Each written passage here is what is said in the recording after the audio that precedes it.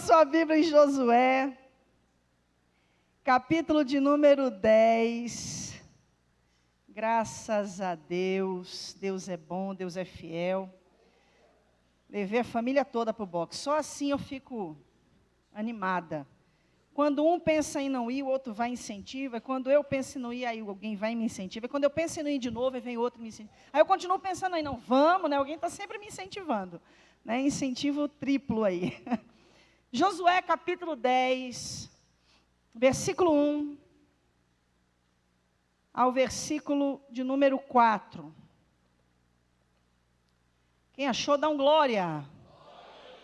Diz assim a palavra: e sucedeu que, ouvindo Adonisedeque, rei de Jerusalém, que Josué tomara a Ai, e a tinha destruído totalmente, e fizera a Ai a seu rei, como tinha feito a Jericó e ao seu rei, e que os moradores de Gibeão fizeram paz com os israelitas, e estavam no meio deles, temeram muito, porque Gibeão era uma cidade grande, como uma das cidades reais, e ainda maior do que Ai, e todos os seus homens valentes. Pelo que Adonisedeque, rei de Jerusalém, enviou Orão, rei de Hebrom, e a Pirão, rei de Jarmute, e a Jafia, rei de Laques, e a Debi, rei de Eglon, dizendo: subi a mim e ajudai-me, e firamos a Gibeão, porquanto fez com Josué e com os filhos de Israel uma aliança. Vou ler o finalzinho desse versículo, melhor, vou ler o versículo 4. Subi a mim e ajudai-me, e firamos a Gibeão, porquanto fez paz com Josué e com os filhos de Israel. Coloca a mão no seu coração. Senhor, fala conosco nessa noite, mais uma vez. Nós hoje chegamos à quinta quarta-feira, ou seja, já temos mais de um mês sendo ministrados pela Tua palavra, como podemos vencer cada um desses reis. Que mais uma vez nessa noite a Tua palavra traga revelação ao nosso coração, disposição à nossa alma de obedecer-te, para que nós possamos usufruir da conquista desta terra prometida, que significa esta vida em abundância em Cristo. Em nome de Jesus, amém e amém. Graças a Deus. Queridos, hoje é a quinta semana, não é verdade? A quinta quarta-feira que nós iniciamos a nossa campanha Vencendo os 33 Reis. Cada quarta-feira nós temos colocado a planta dos nossos pés sobre cada um desses reis que representam fortalezas, gigantes, pecados, e principalmente esses pecados que são muito conhecidos como uma vida de egocentrismo. A cada quarta-feira nós temos vencido um após o outro. Vencemos a Seom, rei de Esbom, a Og, rei de Bazã, a Mareque, rei de Jericó, a Durgal, rei de Ai. Temos vencido semana após semana cada um desses reis, conquistando a terra prometida que o Senhor tem para a nossa vida. Lembrando que na semana passada nós entregamos essa conquista ao Espírito Santo de Deus. Demos a Ele esse direito de conquistar cada área da nossa alma que ainda possa possuir estruturas pecaminosas, estruturas essas que conspiram contra o reino de Deus na nossa vida. E temos também entendido que o segredo da conquista está em sermos conquistados.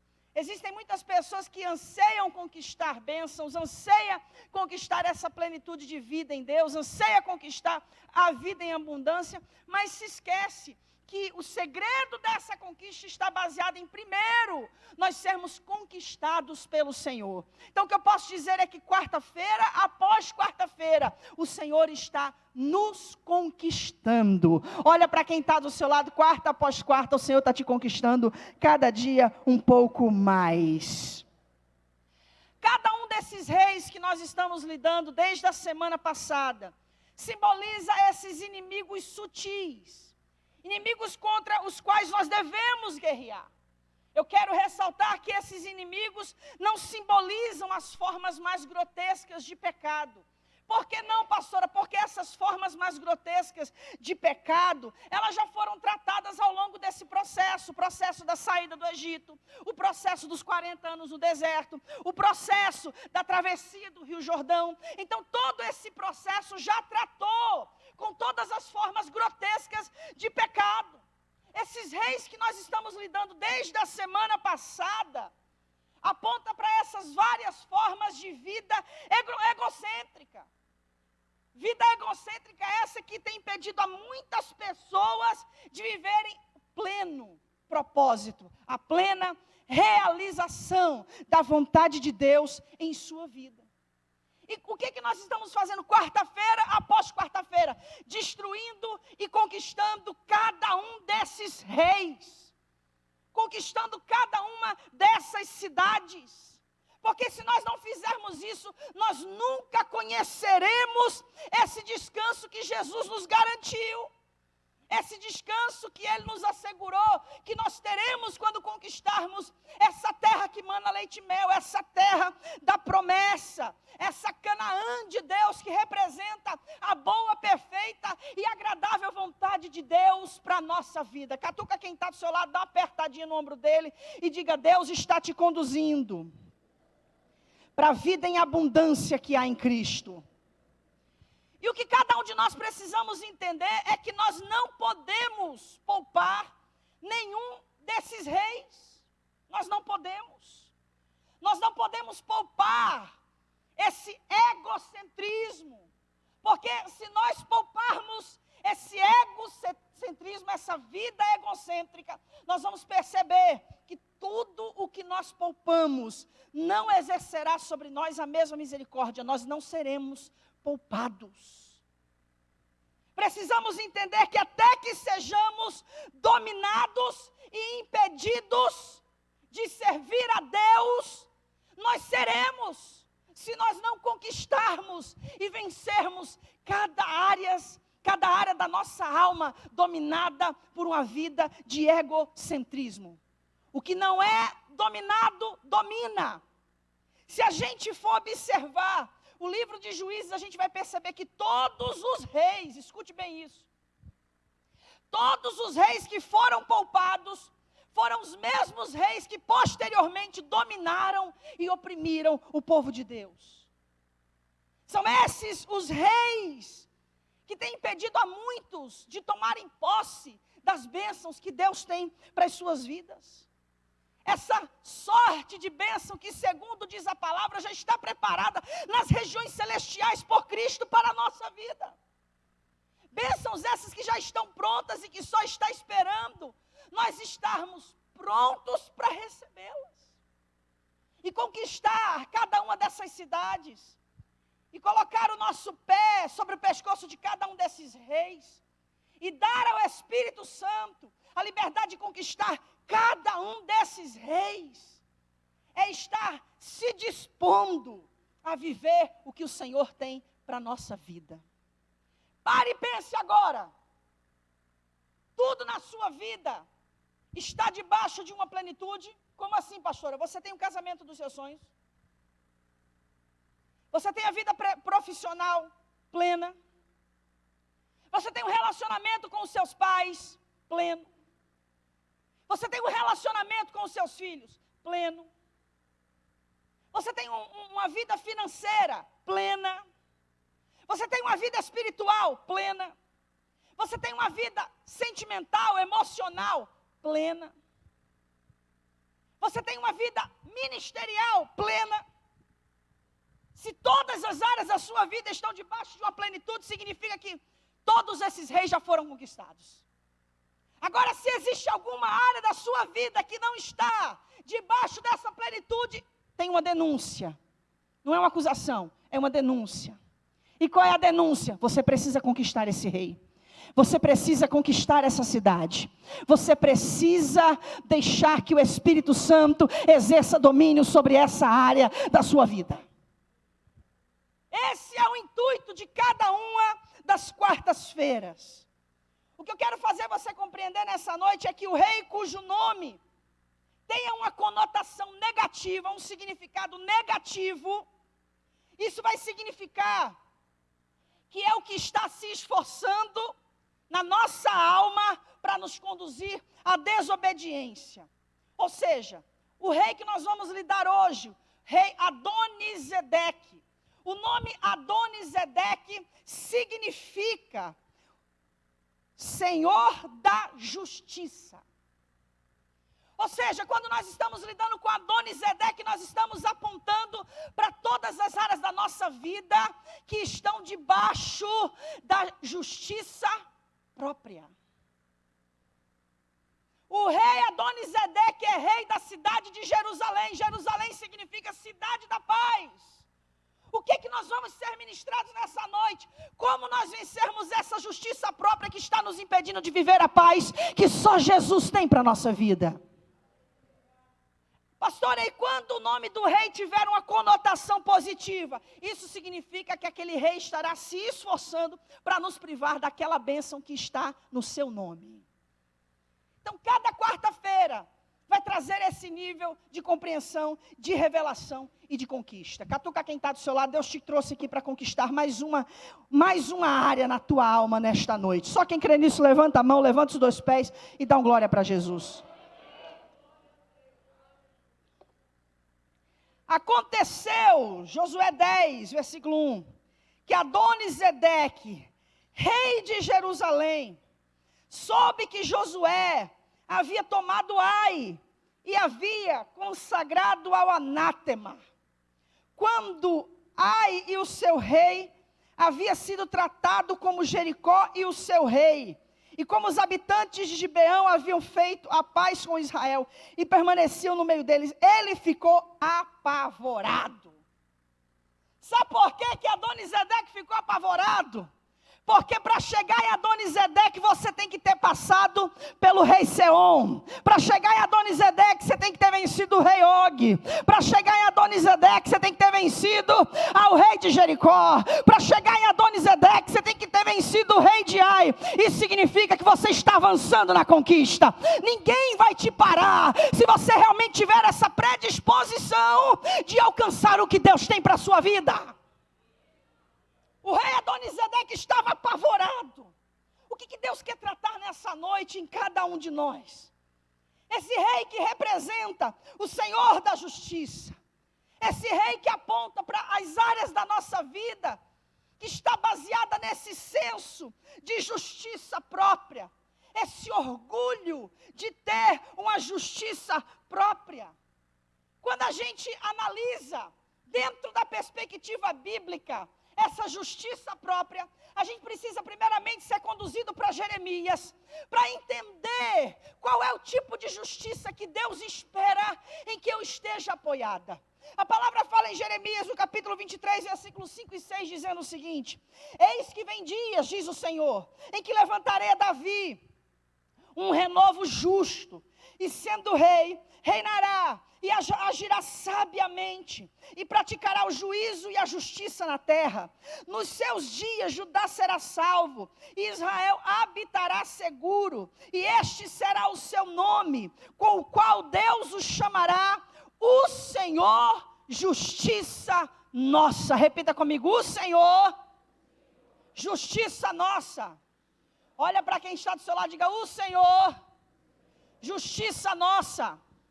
Olhe para quem está do outro lado e diga: o Senhor, justiça nossa. O nome Adonizedeque significa Senhor da justiça. O que Jeremias está dizendo? Que para nós vivermos a justiça que o Senhor tem para a nossa vida, para que nós possamos usufruir dessa paz que só Jesus pode nos dar, nós precisamos vencer a nossa justiça própria e nos apoiarmos na única justiça que é aceita por Deus, na única justiça que nos justifica. E que justiça é essa? O Senhor é a nossa justiça. Jesus é a nossa justiça. O que Jeremias está deixando claro é que o nome de Jesus seria Senhor, justiça nossa.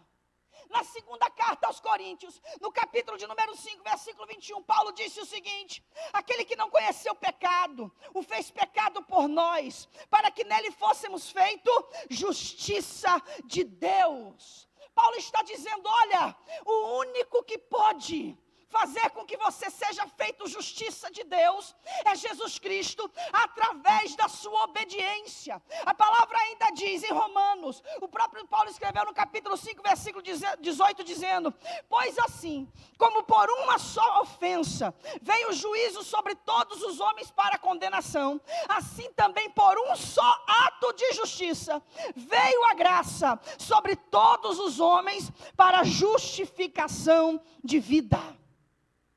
O que a Bíblia está me dizendo, Ricardo, é que através da obediência de Jesus na cruz, que o levou à morte, nós somos feitos justiça de Deus. O mesmo Paulo, na carta aos Filipenses, no capítulo 2, versículo 8, escreveu: e achado na forma de homem, humilhou-se a si mesmo, sendo obediente até a morte, e morte de cruz. O que a palavra está dizendo é que só existe um ato de justiça que Deus recebe. E esse ato de justiça foi a morte de Jesus Cristo na cruz do Calvário. O que a Bíblia está dizendo é que enquanto nós nos apoiarmos nas nossas justiças próprias, nós nunca teremos a paz que o Senhor tem para nos dar. Nós nunca conseguiremos a paz que o Senhor tem para nos dar, porque nós vamos estar vivendo uma vida baseada nos nossos próprios atos. O próprio Paulo, ainda em Efésios capítulo 2, versículo 8, disse: pela graça sois salvo, e isto não vem de vós, isso é dom de Deus, para que ninguém se glorie. O que Paulo está dizendo é: você não é salvo porque você é bonzinho, você não é salvo por causa das tuas justiças, você não é salvo por causa das tuas obras, você é salvo por causa da obra que Jesus Cristo realizou na cruz do Calvário. É isso que Paulo está falando. E é por isso que Jesus Cristo é o Senhor justiça nossa.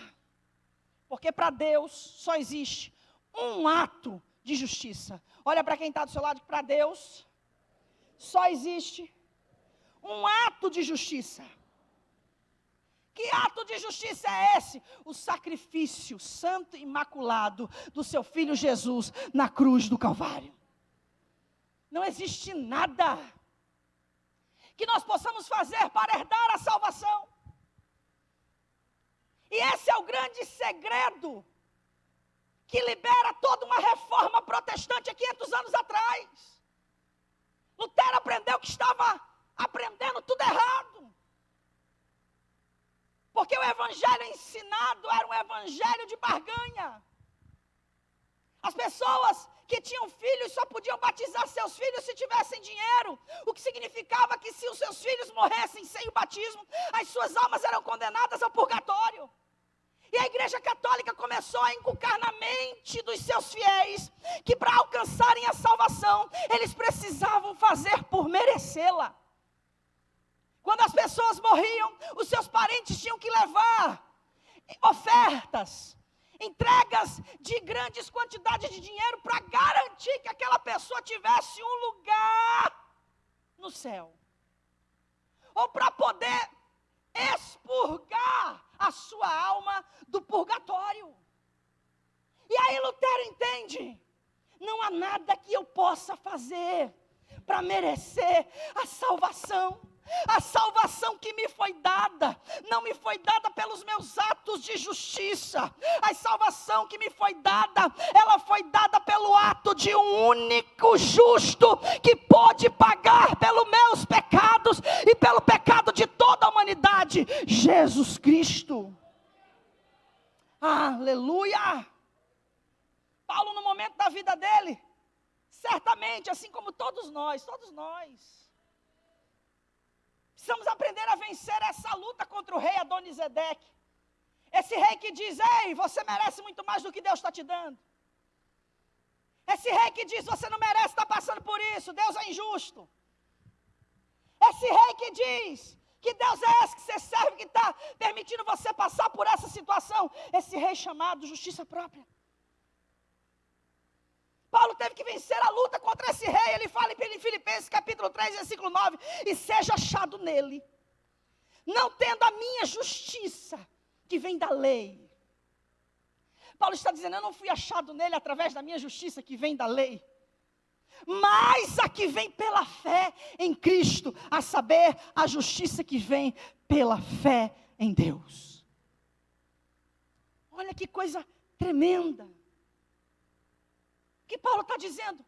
Um dia eu tentei conquistar a salvação através da justiça que a lei me ordenava. Mas agora eu descobri que eu não posso. E desde então, eu descobri que é pela fé em Cristo que essa justiça vai me alcançar. É pela fé em Cristo. Paulo estava nos advertindo do risco de nos apegarmos à nossa própria justiça. Essa justiça que vem da lei, essa justiça que você precisa fazer para poder merecer, essa justiça que você precisa dar para receber, essa justiça que você precisa obedecer para viver, porque se você desobedecesse, você morria. Paulo está nos advertindo, ele está dizendo, não corra o risco, não se apegue à sua justiça própria, porque pela lei do esforço próprio nós não merecemos coisa alguma, coisa nenhuma. Essa não é a justiça que vem de Deus, essa justiça que se apoia nas nossas justiças próprias, porque essa justiça que se apoia na justiça própria, essa não provém da fé. Nós somos salvos pela fé. Em quem? Em Jesus Cristo. Aquele que foi o perfeito sacrifício. Aquele que é a justiça. O Senhor é a nossa justiça. Olha para quem está do seu lado e diga, a nossa justiça é Jesus Cristo. Queridos, nós só vamos alcançar essa justiça através da fé, no único ato de justiça que Deus aceitou. Qual foi? A morte do seu Filho Jesus. Foi o único ato de justiça que Deus aceitou. Falar sobre justiça própria nos leva para um homem que a Bíblia nos mostra como ele fracassou terrivelmente, buscando se apoiar na sua própria justiça. A Bíblia nos leva para Jó. Jó foi um homem que a própria palavra de Deus declara que era um homem que buscava agradar a Deus através da sua justiça própria. É interessante que a Bíblia nos mostra o alto padrão moral que Jó tinha. O padrão moral de Jó era tão alto que Deus usa Jó como exemplo. De tão alto que era o padrão moral de Jó. No capítulo 1, versículo 8 de Jó, a palavra diz, e disse o Senhor a Satanás, observaste tu, meu servo Jó? Porque ninguém é na terra semelhante a ele. Homem íntegro e reto, temente a Deus e que se desvia do mal. Hoje, presta atenção, deixa eu conduzir a sua compreensão acerca desse versículo, trazendo uma nova perspectiva de entendimento dentro do contexto do que eu estou pregando. Presta atenção. É notório, quando o livro de Jó começa falando que na época em que os filhos de Deus se apresentavam diante do trono, Satanás está ali, porque Satanás queria pedir a Deus que liberasse a ele de fazer aquilo que lhe é propício, roubar, matar e destruir. Só que quando Satanás chega, Deus se dirige a ele diretamente, dizendo o seguinte, você tem visto meu servo Jó? Porque ninguém há na terra semelhante a ele. Homem íntegro, reto, temente a Deus e que se aparta do mal. Sabe o que eu vejo aqui, pastor Vinícius? Deus chamando a atenção de Satanás para Jó. Vamos lá, caminha aqui comigo. Ah, pastora, Deus estava fazendo elogios. Não eram elogios apenas. Não eram, não. Deus não estava dizendo em momento nenhum que Jó era perfeito, de maneira alguma. Não era isso que Deus estava dizendo.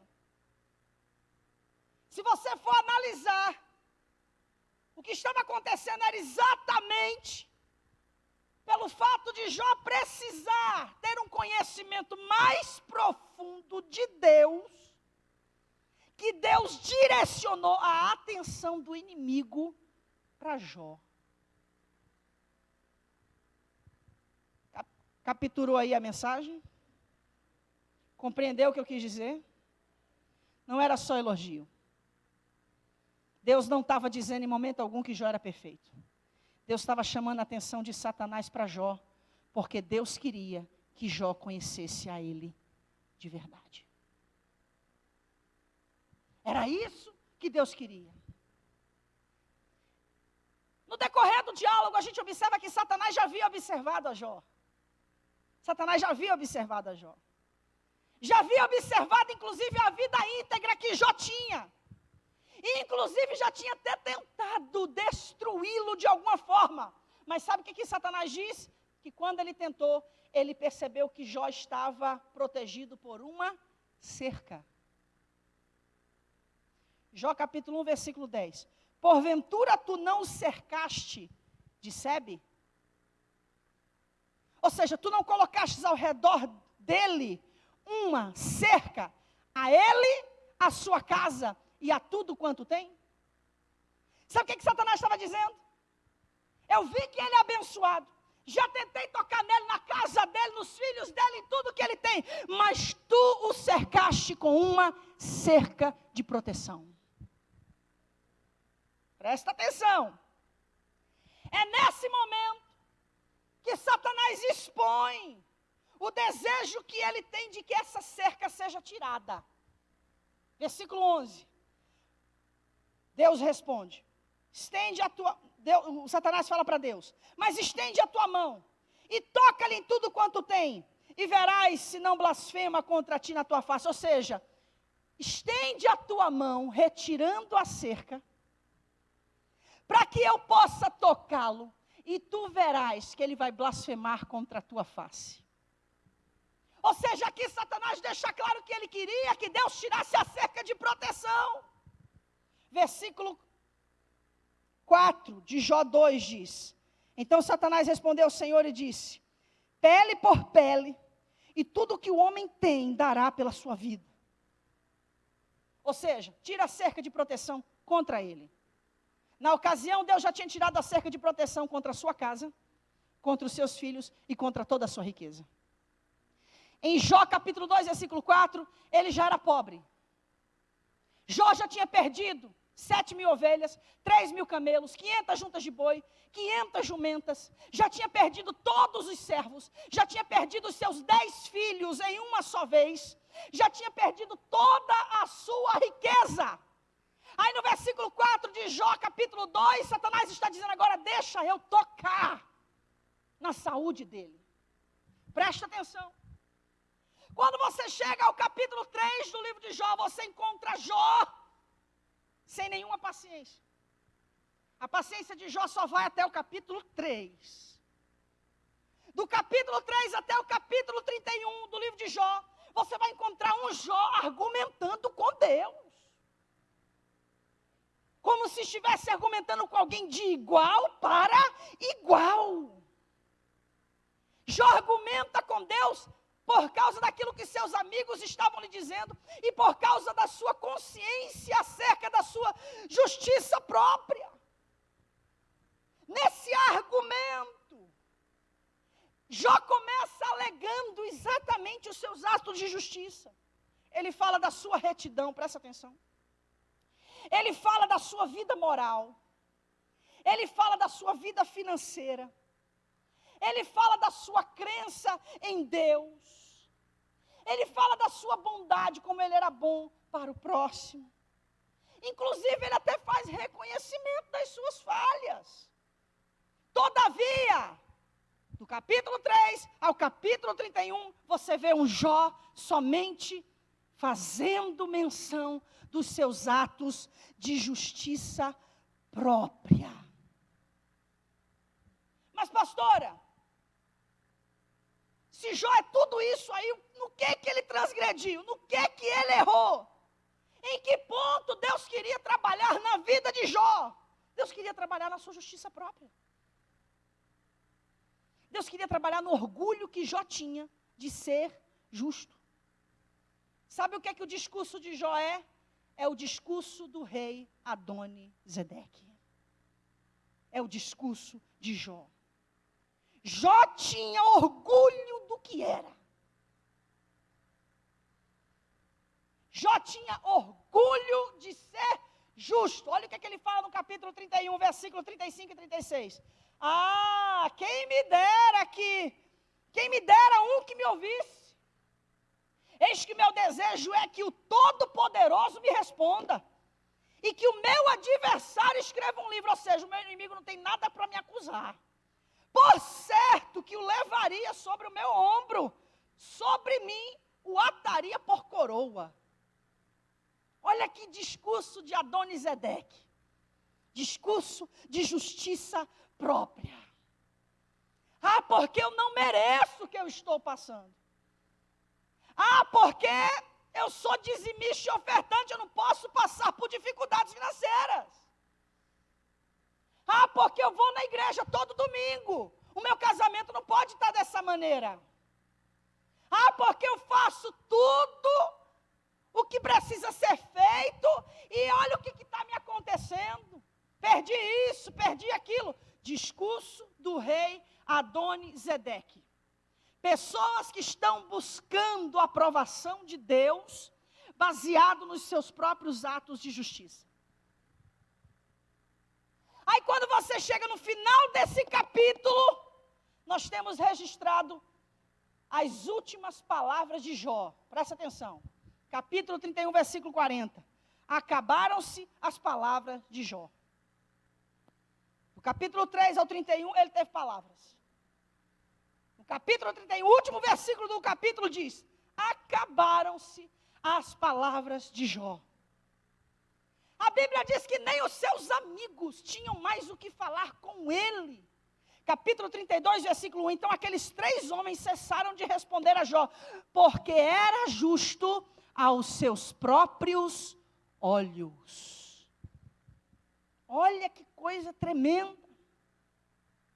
A Bíblia está me dizendo que ele faz Bildade e Zofar, que eram os 3 amigos de Jó, não tinham mais o que falar, porque viram que Jó tinha uma compreensão de justiça própria. Ele se sentia justo aos seus próprios olhos. Aí Eliú entra em cena. Uma quarta pessoa entra em cena. E a partir daí até o capítulo 42, Jó não diz mais nenhuma palavra. Porque depois que Eliú termina a sua fala, Deus entra. Aí Deus fala diretamente com Jó. É um dos confrontos mais duros da Bíblia. É um dos confrontos mais rígidos da Bíblia. A maneira como Deus confronta Jó. Capítulo 32, versículo 2. Acendeu-se a ira de Eliú, filho de Baraque, o buzita, da família de Rão. Contra Jó se acendeu a sua ira, porque se justificava a si mesmo, mais do que a Deus. Olha o que a Bíblia está me dizendo, Tim. Jó se dizia mais justo do que Deus. Quantas vezes a gente não se sente assim? Quantas vezes, diante de situações que a gente não entende,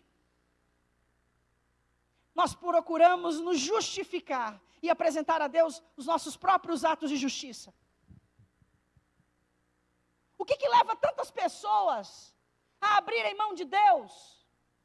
Porque elas têm a Deus como injustos para com elas. Elas enxergam a Deus como um Deus injusto no tratamento para com elas. Quando Jó para de falar no capítulo 31, que o seu outro amigo Eliú começa a falar, Depois ele encerra o seu discurso a Jó. Deus começa a falar. Aí, meu irmão, chega o capítulo 42. E no capítulo 42, as palavras de Jó são poucas. As palavras de Jó são poucas por quê? Porque Deus já havia o confrontado. Deus já havia confrontado Jó de uma maneira direta. Aí no capítulo 42 a gente ouve aquilo que Jó tem a dizer depois que Deus o confrontou. Porque depois do confronto, o que acontece com Jó? Jó é curado. Porque o confronto gera cura. Depois do confronto, Jó é curado. Aí ele fala assim, 42, versículos 5 e 6. Eu te conhecia, Senhor, só de ouvir falar. Mas agora, os meus olhos te veem. Por isso me abomino e me arrependo, no pó e na cinza. Lendo o que um autor falou acerca dessas palavras de Jó, ele escreve o seguinte, abre aspas. O que Jó estava dizendo era: Senhor, eu pensei que a minha própria justiça valia alguma coisa diante de ti. Agora vejo que não tenho outra justiça a não ser a ti mesmo. Tu és a minha justiça. Renuncio à justiça que me foi oferecida por Adonisedeque, o falso senhor da justiça. A minha justiça própria é como trapo de imundícia. Fecha aspas. Isaías capítulo 64, versículo 6 diz: mas todos nós somos como imundo, e todas as nossas justiças como trapos de imundícia. Quando Deus confronta Jó, os olhos de Jó se abrem para enxergar que não havia nenhum outro justo além do Senhor. Só o Senhor Jesus Cristo é o justo, e é através da justiça de Cristo que nós somos justificados. 1 João 2:1, meus filhinhos, estas coisas vos escrevo, para que não pequeis, e se alguém pecar, temos um advogado para com o Pai, Jesus Cristo, o justo. O justo. Adonisedeque é o rei de Jerusalém, cidade da paz. O rei que significa a nossa justiça própria. O rei que quer nos impedir de conquistar Jerusalém. Esse rei vai procurar de todas as maneiras nos impedir de conquistar essa cidade. Enquanto nós mantivermos os nossos olhos voltados para as nossas próprias justiças, nós não conquistaremos a paz. Não tem como conquistar essa paz que só Jesus pode nos dar, essa Jerusalém, essa cidade da paz. Se nós estivermos sempre buscando nos apoiar nas nossas próprias justiças. O que Jesus quer dizer para você nessa noite é: você quer conquistar essa paz? Essa paz que o mundo não pode te dar. Jesus disse isso. Recebei a minha paz vos dou. Não vos-la dou como o mundo a dá. Não. Essa paz que o mundo dá é a paz da justiça própria. É a paz que para você ter, é a paz que para você obtê-la, você precisa ter os seus atos de justiça própria. Você precisa fazer um despacho para agradar o seu orixá, senão ele te rouba a paz. Você precisa pagar aquela promessa que você fez àquele santo, àquela imagem. Que se você não pagar, você não terá paz. Por quê? Porque é uma paz baseada em justiça própria. Você precisa fazer caridades. Que se você não fizer caridades, você não terá paz. É uma paz que você só conquista baseada em justiça própria. E aí vai chegar um momento, meu querido, que você não vai conseguir mais lutar para obter essa paz baseada em justiça própria. E aí é que Jesus entra e diz: vinde a mim, vós todos que estáis cansados, sobrecarregados, e eu vos aliviarei. Tomai sobre vós o meu jugo, e aprendei de mim que sou manso e humilde de coração, e encontrareis descanso para as vossas almas, porque o meu jugo não é o jugo da lei, o meu jugo é o jugo da graça, é suave, e o meu fardo não é pesado como o fardo da lei, é leve, é graça, e na graça você não alcança nada por justiça própria, na graça tudo que você alcança é através da justiça do Filho de Deus. Aleluia, aleluia. Enquanto a gente mantiver os nossos olhos voltados para a nossa própria justiça, nós não conquistaremos essa paz. Não conquistaremos. Paulo escreveu em Romanos 5:1. Tendo sido, pois, justificados pela fé, temos paz com Deus por nosso Senhor Jesus Cristo. Vou abrir um parênteses aqui antes de terminar para não ser mal interpretada, né? Para ninguém sair por aí dizendo, não preciso fazer nada para ter paz com Deus, para ter essa paz. É só eu me abraçar, é só eu ter a fé em Cristo Jesus, porque Ele é a minha justiça. Eu não preciso mais praticar justiça, eu não estou falando disso, querido. Vamos abrir os parênteses aqui bem direitinho. O que eu estou falando é que a graça, a salvação, mais uma vez eu vou dizer, Efésios 2:8, é pela graça que nós somos salvos. Graça fala de um favor não merecido. Não existe nada que você faça para merecer a graça. Nada. A graça, ela está à disposição de todos. Porque Deus amou o mundo de tal maneira que deu o seu Filho unigênito para que todo aquele que nele crê não pereça, mas tenha vida eterna. Graça que promove a salvação. Essa justiça que Jesus é por nós diante de Deus. Porque quando Deus olha para mim, quando Deus olha para você, Ele não enxerga a mim e a você diretamente. Primeiro Ele enxerga Jesus, depois Ele te vê. Ele nos vê através de Cristo, Ele nos vê através do sacrifício de Cristo, Ele nos vê através da obediência de Cristo, Ele nos vê através do sacrifício perfeito de Cristo, Ele nos vê através da fidelidade de Cristo, Ele nos vê através do sangue de Jesus, é através de Cristo que Ele nos vê.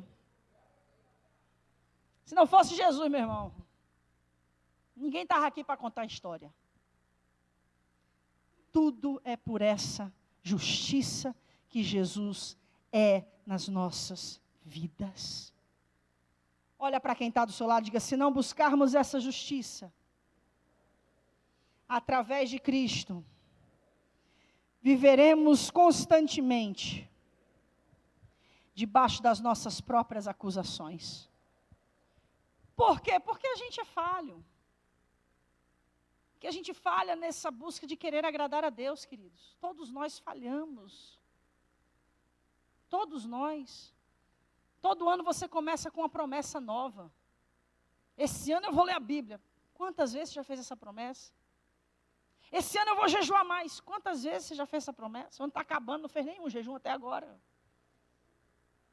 Esse ano eu vou orar mais do que ficar no celular. Dobrou o tempo no celular, está orando menos.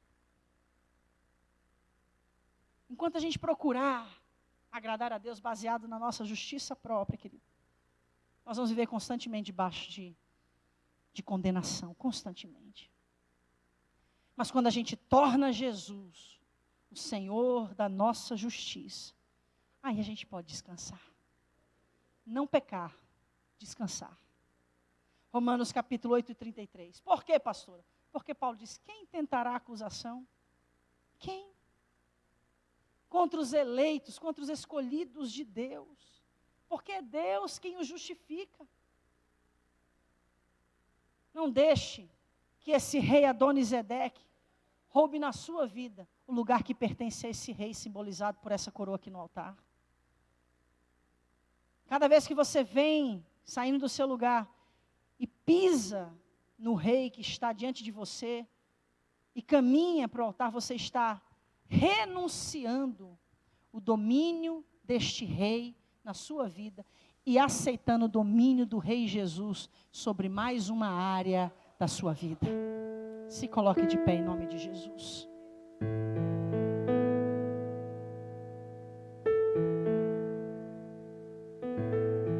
Aleluia, Jesus. Aleluia.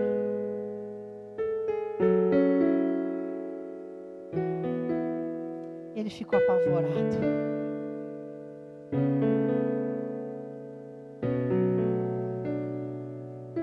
Hoje, querido, o Espírito Santo conquista mais uma área da nossa alma.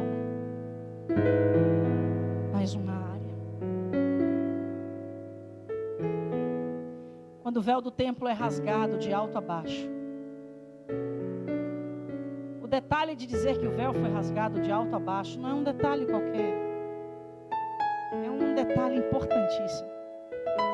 Quem rasgou aquele véu foi Jesus. A justiça que abre caminho, ela vem do alto. Ela vem do Senhor Jesus. É a justiça que abre o caminho que antes estava impedido por um véu. O véu que só permitia alguém adentrar ali mediante as suas próprias justiças, mediante o cumprimento da lei. Quando um sacerdote, quando o sumo sacerdote, porque era o único que podia entrar, e só entrava uma vez por ano, tá?